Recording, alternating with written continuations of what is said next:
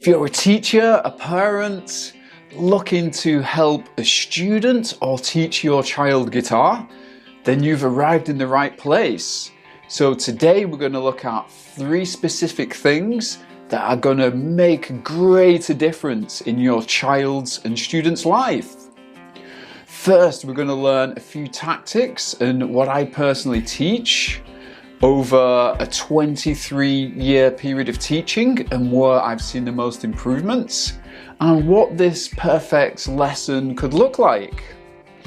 And then we're going to do a deep dive into confidence, which is a really big subject around children's success, because no matter how many tactics you have, if we're not in the right mindset and low in confidence for learning, then we're never going to make a greater difference.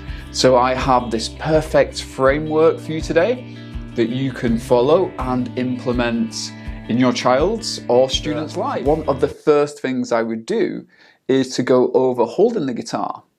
I have this saying, if you're not holding the guitar correctly or holding the guitar awkwardly, the playing is going to sound awkward. So you can see here, I'm just going to bring on screen day 4. And we want to make sure that we just teach the student to hold the guitar correctly. So you can see here that the guitar is going to sit on my right thigh. And then I'm going to bring my elbow over. So it's going to sit on top of the guitar. And the neck of the guitar is either pointing up slightly or it's horizontal like this. If the neck of the guitar is pointing down, this is where some people go wrong. Then we have to lean this way to play and it's kind of off balance. So by having the guitar balance, our posture is good and it's easier for the child to play.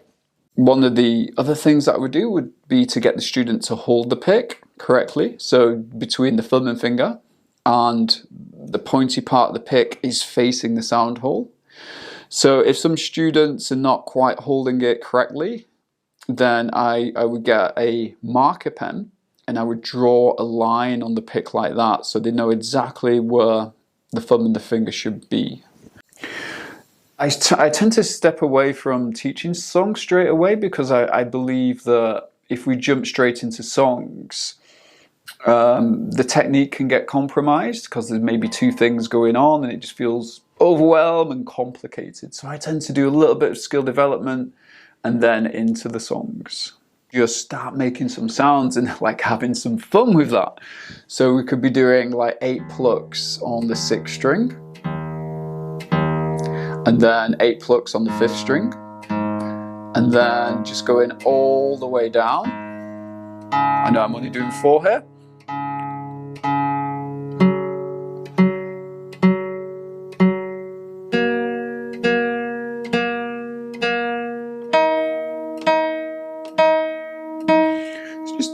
To do some basic plucks and be able to do it consistently on each string.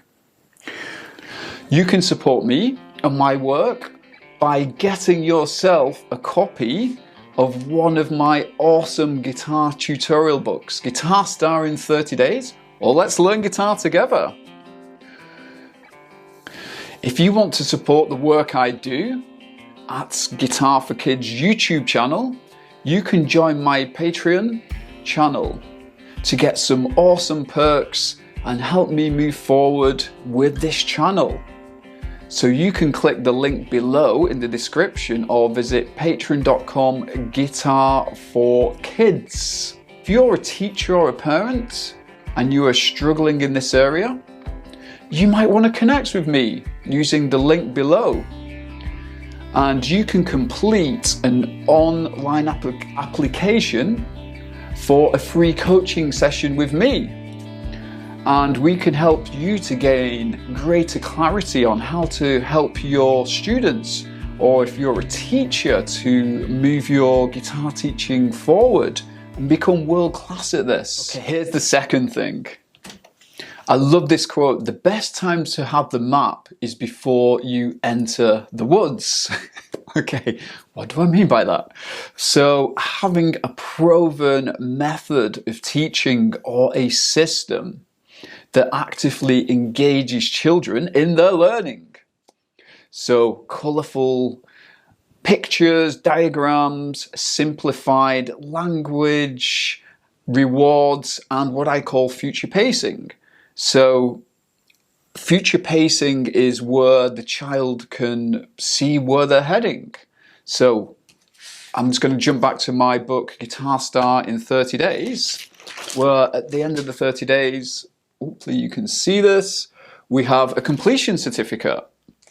And also with my students who I teach in person as well, and I'm just going to show you one of these because one of my students, Anthony, completed the book, and this is his medal, and you can see here, whoops, I'm just not sure if the autofocus is working, but it's got congratulations Anthony on the back, and they get the certificate and the reward. So that's something they're working towards. If we don't know where we're heading when we're learning an instrument or anything in life, it just can sometimes feel a little bit pointless. So we're always future pacing, always giving rewards, and always having a map or a syllabus. Now, we talked in the confidence that by having challenges, we naturally grow in confidence.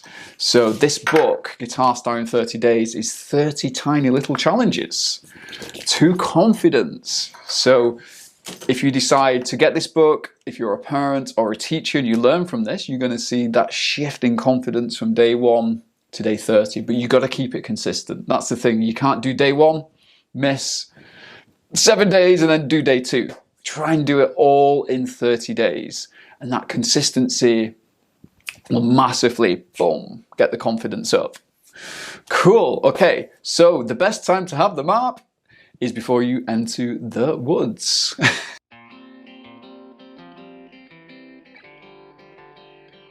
Okay, welcome to the confidence framework. If we're low in confidence, we're not really in that place of self-belief where we can really believe we can do it. Because it is true, when we have more confidence, we want to do more and we achieve more.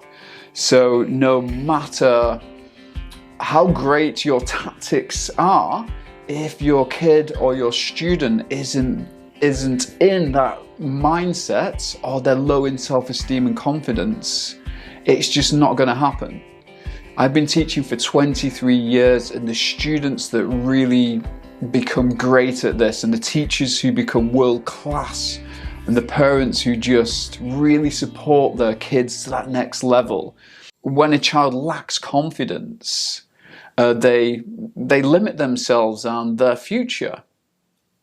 So we're going to talk through some big ideas to help our children, our students, to get back to their true strength and their self-worth and their abilities. Again, just if you'd love to take some notes here, then please do, or leave them in the comments. So if you have a dream, or a child has a dream, do they know all the skills to master to earn that dream? And are you helping them actively work towards that and those skills?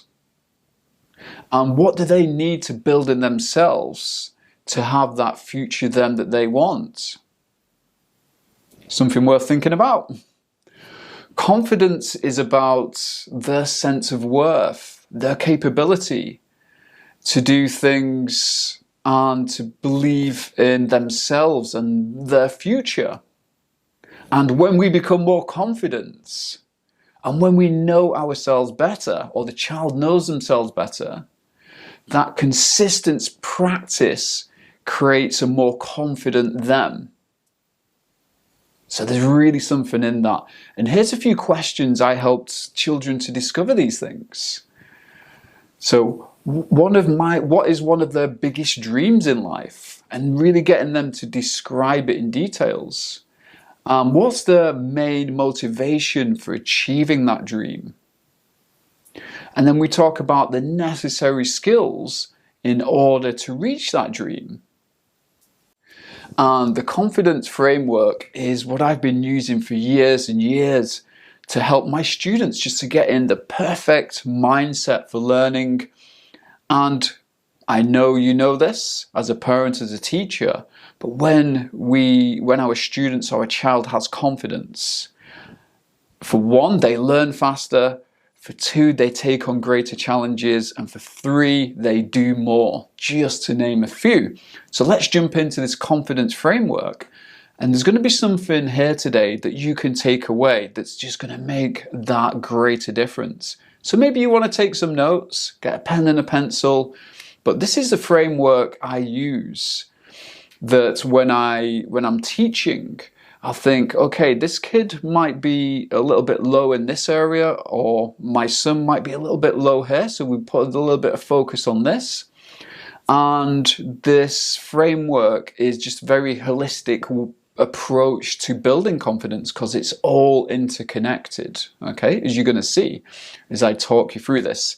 So if there's anything that's going to make a greater difference in your teaching, it's probably going to be this framework, because no matter how many tactics we learn these really great tactics, if the student's confidence or a kid's confidence isn't in that place, they're not gonna do as well as they could.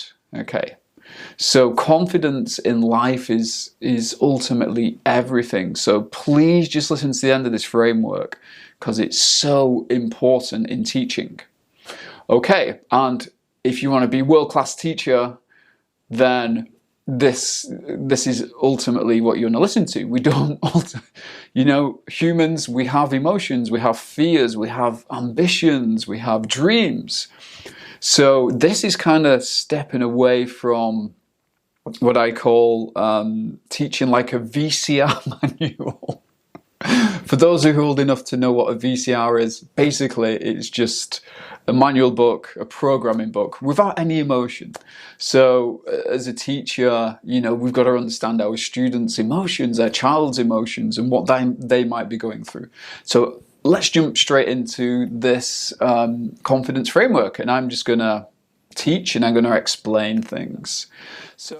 Okay, so let's talk about the first one on the chart, which is clarity. If they don't have clarity on what they want or who they are, kids can start to feel lost. And a lot of insecurities come from the lack of clarity. Confidence requires positive clarity. Are you and your students clear on what you would have achieved next month and future pacing that? Okay, so competence, the importance of skill building in music, what gives them a sense of trust in themselves and gains the ability. And to gain more confidence is to master the skills that really matter in music. And are we as teachers and parents actively working on them to build that competency and confidence? Because the more competent we feel at something, the more confidence we get. And from that, the more we want to do. And that's very true. Okay, so congruence, living in alignment, and being a person who represents what you believe to be true. So incongruence creates a lot of reasons not to be confident. So not living your word, not living your truth, not doing what you said you would do. So always getting our students and our child to honor their word. If there's a commitment there, if there's practice, and the more we honor our word in life, the more we gain self-trust. Because a lot of people in life don't trust themselves because they don't honor their word.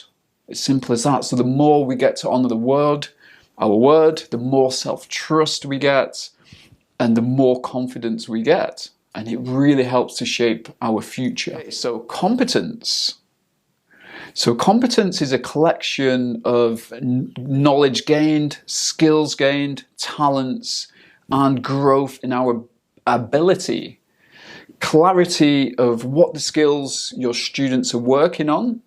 And people lack confidence because I guess they sometimes never engage in challenges. And the brain loves a challenge, right? And when you summon the best of your students, or they try something new, it really helps to attune those things in their heart and their soul. Okay, another important one on this way to confidence is connection.